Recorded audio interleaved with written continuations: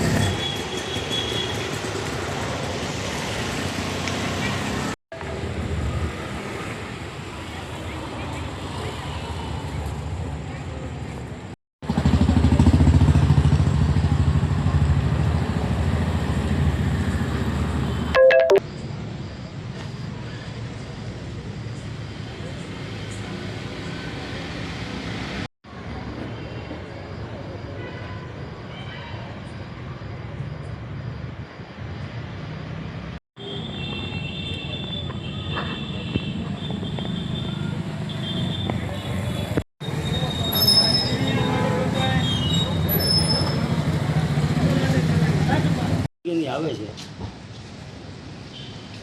અહીંયા એક સમય મીડિયા વાળા ભાઈ આનો ઇન્ટરવ્યુ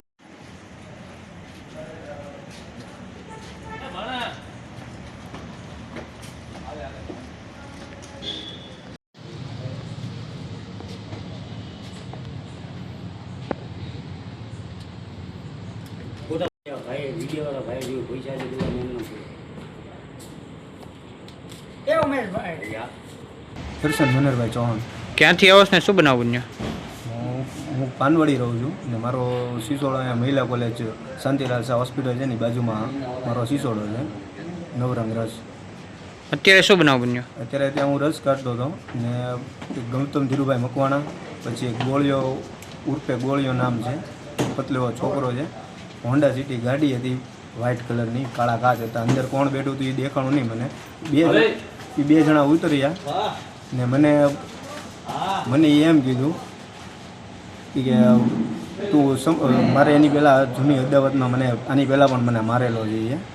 ત્યારે બનાવ એક બનેલો હતો, ત્યારે મને માર્યો હતો, ત્યારે અમે ફરિયાદ કરેલી છે એની રીતે। એ બાબતે મને આવીને કીધું મને કે તું સમાધાન કરી નાખ એમ।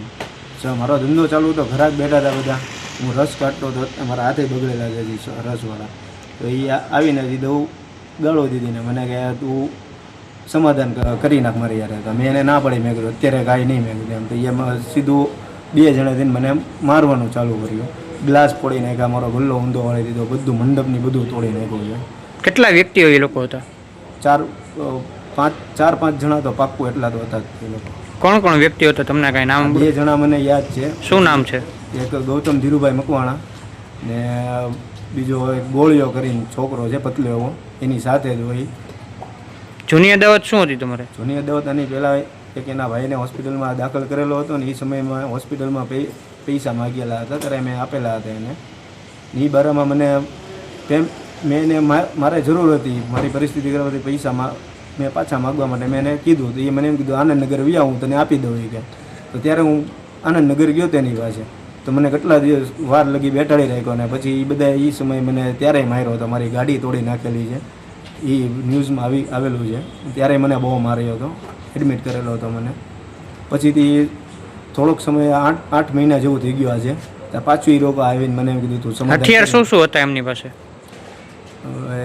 એક જણ પાસે આ બધા પાસે ધોકા ને એવું હતું, ધારિયા ને એવું હતું, બધું તોડફોડ કરવા માટે।